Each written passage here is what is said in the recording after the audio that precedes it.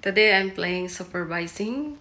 So, magsusupervise tayo sa isa sa mga hotel ng aming company. Kaya, ang gagawin ko the whole of 2 weeks ay palipat-lipat sa mga hotel apartments ng aming company. So, small room muna tayo. Ating i-review yung ginagawa ng ating kasamahan. So ayan, isa sa mga limpieza na pinadala ng agency ngayon, 5 yan sila, yung iba na sa kabila. Ari daw ay 27 years old. Magaling mag-biddings, magaling mag-map, pero walang pakialam sa mga gilid-gilid. Maraming alikabok, kaya kailangan kong padaanan. Lahat niyang ginagawa at kailangan ko siyang incorrect. Iba ang ibang lahi maglinis, unlike sa ating mga Pilipino na fully furnished talaga. Malinis na sa paningin at organized na, kaya tayo na may pupunta sa kabilang side. So nandito tayo sa 3rd floor. Medyo mataas ang ating lalakarin pababa, pero ayos lang, exercise na din, hindi na tayo mag-elevator. So dito tayo sa suite, studio type ito. Napakaluwang ng room na to. Ang size ng kanyang bed ay king size. At ayan, may sala siya, may kainan, diyan na sila kumakain, at napakaluwang ng space.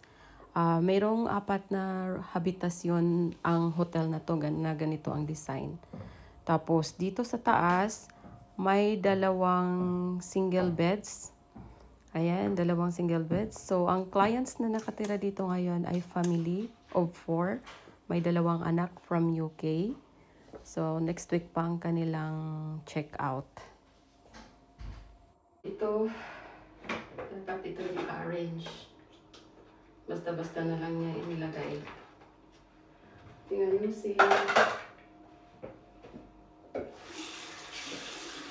Linis na naman, pero iba sa ating mga Pinoy na talagang pulido ang trabaho. See, basura, hindi niya tinapon. Dapat walang basurang maiwan. Tulad nito, basta lang niya pinalitan ng plastic ang basurahan, pero tingnan niyo. Dapat garitandahan yan.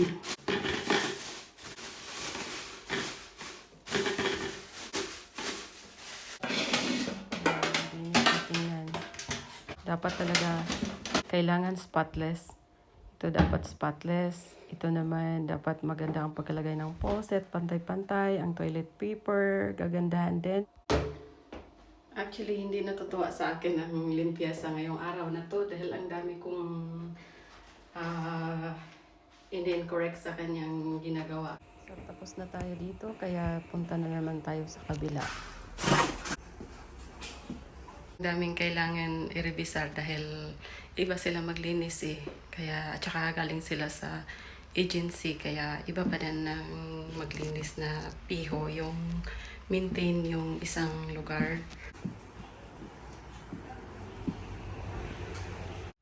Actually, sa paglilinis ng mga hotel rooms, katulad nitong amin, nakakulay ng alikabok ang floor, mga furniture, ay madali lang linisin. Kaya lang, kapag may supervisor nga, ay talagang makikita yung mga dumi.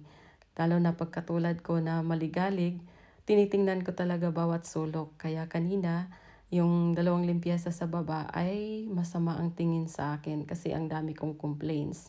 Tulad ngayong araw na to ay maulan. Sabi sa akin, hindi na raw niya linisin dahil ito'y bukas daw maglilinis ulit. Sabi ko, no, kailangan mong padaanan. Hindi ko sinasabing iyong fully furnished, pero kailangan mong padaanan dahil mahirap na pag makareceive tayo ng complaint. Apektado naman ako. Kaya yon, masama ang kanilang loob sa akin. Ari ay talagang pinapadaanan lang niya dahil you'll see, yung kanyang salamisita, nakatayo yung lotion, yung remote, hindi man nakalagay ng ayos, tagilid, kaya yung mga ganyan kailangan niyang ayusin. Ayan, yung toothpaste na yan, yung paglalagay ng sabon niya, sabuniran niya, balibaliktad. Yan, yung towel niya, nung nangyari dyan, kasama tingnan. Yan, kailangan yan ay pantay-pantay, ayusin niya ng ayos. So, mahirap din ang tagasunod ng ginagawa. So, now, andito na naman tayo sa ground floor. Yan, may munting sala. Ground floor ito. Dito kami naglalagay ng mga gamit, kung ano-anong ichiburichi, ng mga materialis at ano-ano pang gamit dito sa loob ng hotel. So, dito yung maliit na kwarto na ano-ano lang ang pinaglalagay. At yan, may washing machine, may ref dito sa baba para sa mga trabahante na gusto dito mag-lunch, maglagay ng pagkain. At dito naman ang lagayan ng mga sheets, bed sheets, towels. So, ang gagawin ko ngayon ay mag-inventory tayo ng mga clean laundry sa araw na to. Ito'y kahapon lang.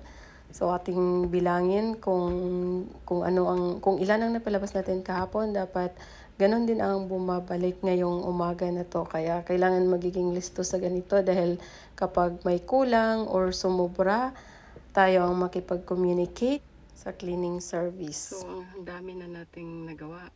Ang dami. Ito ay 1 day lang. So, 90 towels na maliliit. Done. So, sa malalaki na naman tayo. Akala talaga ng iba, napakaganda ng trabaho o posisyon ng isang supervisor, no? Or cleaning supervisor or gobernata. No, mahirap. Mas medyo magaan kaysa maglilinis pero mas maraming obligasyon. So, ayun, natapos din ang araw. So, dito na lang muna ang aking video. Till next time. Thank you all for watching.